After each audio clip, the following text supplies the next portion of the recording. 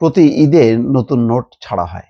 এটা একটা রেওয়াজ। এটা কেন যে ঈদকে সামনে রেখে এই নোট ছাড়া হয় আমি জানি না ঠিক। কিন্তু ঈদের সময় নতুন নোটের একটা প্রচলন আছে। মানুষ নতুন নোট উপহার দেয়, কেনাকাটা করে। এটা অভ্যস্ত, অনেকেই অভ্যস্ত। এবার এটা স্থগিত করা হয়েছে। নতুন নোট বিতরণ করা হবে না। কেন?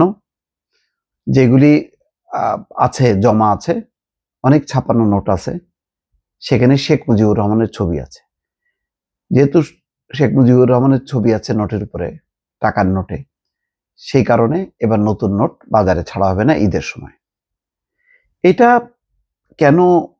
এটার মানে পক্ষে বিপক্ষে যুক্তি আছে। অনেকটা কেউ বলতে পারে এটা ছোটলোকি, আবার বলতে পারে না এটা আবেগ। কিন্তু কথা হলো এখানে তো শেখ হাসিনার ছবি না। ৫ই আগস্ট তার ১৫ বছর আগের স্বৈরশাসন, শেখ হাসিনার ফ্যাসিবাদ, এটার সাথে শেখ মুজিবের বহু আগে যিনি মারা গেছেন তার সংশ্লিষ্টতা নেই। মেয়ের অপরাধ বাবা কেন এত বছর আগে মানে মারা যাওয়ার পরও সেটি বহন করবে? এটার মধ্যে খুব একটা যুক্তি নেই, কিন্তু আবেগ আছে। যেহেতু শেখ হাসিনা উত্তরাধিকার শেখ মুজিবুর রহমানের, সুতরাং শেখ হাসিনার মানেই হচ্ছে পুরো গোষ্ঠীর সুদ্ধা টান পড়ে। সেই কারণেই হয়তো এরকম একটি বিষয়। তবে এটা ইগনোর করতে পারতো। এটা একটা ধারাবাহিকভাবে নোটগুলো যখন শেষ হয়ে যাবে, যখন নতুন নোট ছাপানো হবে তখন এগুলো আর অকার্যকর হয়ে যাবে। তো যেহেতু নতুন নোট আছে, সুতরাং সেগুলি বিতরণ করলে খুব কি অসুবিধা হতো? একেবারে এত আবেগ, যেখানে শেখ হাসিনার ছবি থাকলে না হয় একটা কথা ছিল। এটা আমার মনে হয় না যে খুব বেশি মানে যুক্তিসঙ্গত সিদ্ধান্ত। যেহেতু শেখ মুজিবুর রহমানের ছবি আছে, সুতরাং এবং কয়েকটি পক্ষ থেকে আপত্তি উঠেছে, এমন পরিস্থিতিতে ঈদ সামনে রেখে নতুন নোট বিতরণ কার্যক্রম স্থগিত করার জন্য ব্যাংকগুলোকে চিঠি দিয়েছে বাংলাদেশ ব্যাংক। বাংলাদেশ ব্যাংক চিঠি দিয়েছে যে নতুন নোট তোমরা ছাড়বা না। তবে বাজারে শেখ মুজিবুর রহমানের ছবি সহ যেসব নোট রয়েছে তার ব্যবহার অব্যাহত থাকবে।